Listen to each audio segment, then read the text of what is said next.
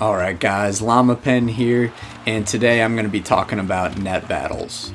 So I'm sure we all know how to initiate net battles, and maybe we know about the stick tie-up, but I'm not sure people realize just how much of a mess this aspect of the NHL series is and has been, and just how convoluted and useless a lot of the controls are.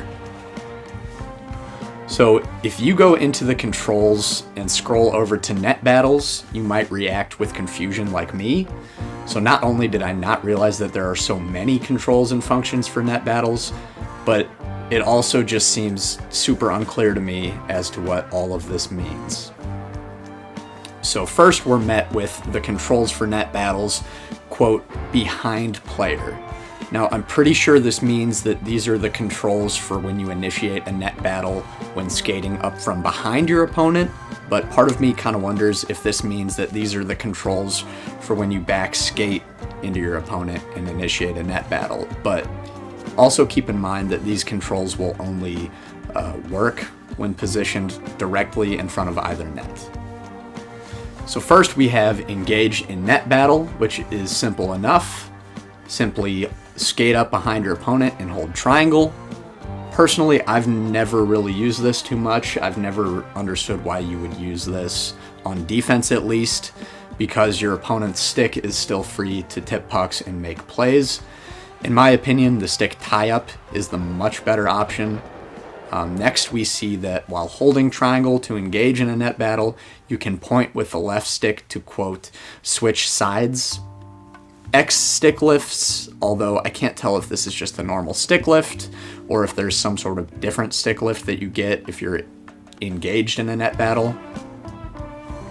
The stick tie-up I just talked about, this is, in my opinion, by far the most useful net battle tool. Honestly, if I'm playing defense in EASHL and my opponent is set up and has the puck at the point, basically all I'm trying to do to those guys in front of the net is tie up their stick so that they can't get tips or rebounds. It doesn't always work, as it only ties them up for about a second or two, but it's still your best bet, especially considering how good tips are this year. The right stick initiates a shove, although I will say this results in a penalty almost 100% of the time. Once again, I wonder if I have to shove them like immediately after I've held triangle to engage in a net battle, so like I'm shoving them while I'm still engaged in the net battle.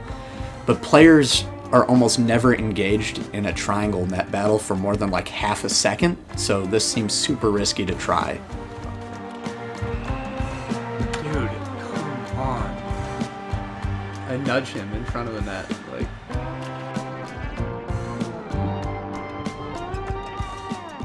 Holding the left stick initiates a push, which I guess is different from a shove. Next, we have the controls for net battles, quote, front player. Once again, I'm not 100% sure what this means, but I'm just going to assume that this is when you're engaging your opponent face to face. So to engage in a net battle in this situation, you apparently hold L2 and move with the left stick. Then how am I facing my opponent if I'm holding L2 to back skate? Am I wrong in my assumption of what front player means? If I go face to face to my opponent in front of the net, it certainly seems to engage me in a net battle like before, but there's no control for that listed here. So once again, just very confusing. Then it gets even more confusing because now using the right stick allows us to, quote, shrug off our opponent as opposed to shoving them like before, which is of course different from a push, which you now, I guess, tap the left stick to initiate rather than holding it like before. Anyway, finally we have L2, which allows you to spin off your opponent and escape the net battle. And this actually does work, but I think just pointing with the left stick and skating away from the net battle gets you out of it just as quick. So I hope everyone is as confused as I am right now, because a lot of this doesn't make any sense, and if you actually go into games and try to do a lot of these things, they either don't work or are just not useful enough to bother utilizing. So once again, the stick tie-up is really the only one of these 10 controls that are even remotely worth using. The NHL series was not always like this. Net battles didn't always work this way.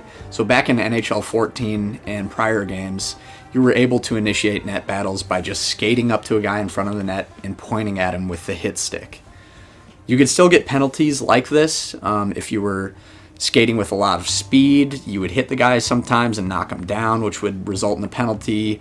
Or sometimes if you were just using like a big enforcer who was really strong and had bad discipline, you might get a penalty. But this was pretty uncommon, and this control scheme was much more intuitive and just worked way better than it does now.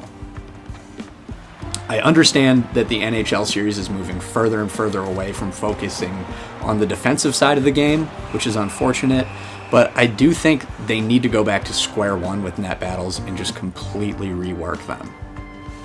If you watch the NHL and watch actual hockey games, you know that that area in front of the net is a war zone. That's why they're called net battles. This is where those unwritten rules of hockey come in. So you can basically abuse anyone who's brave enough to just stand in front of the net, be it a cross check or a hard shove, even if the puck's not there. In this game, you get penalties in front of the net for just the slightest nudge. So I don't think realism necessarily equates to fun gameplay all the time, but this is one of those things that would make the game more fun and competitive. So if you just want to stand in front of the net and let the game tip pucks for you, basically, I as a defenseman should at least be able to hit you a little bit and make that slightly harder to do. So anyway, guys, that's my breakdown of the net battles in NHL 23 and just the NHL series in general. Net battles were trash for basically an entire generation of this game, and they're still very broken today. I don't want to just make a bunch of videos shitting on this game without offering up solutions, so those are mine. I think a combination of the old hit stick control scheme with the current stick tie-ups makes the most sense moving forward, but what do you guys think? Am I totally out of line for suggesting that these controls are totally useless? Do you guys use these? Is anyone using these out there? Let me know down in the comments. I hope you guys enjoyed this video, and I'll see you in the next one.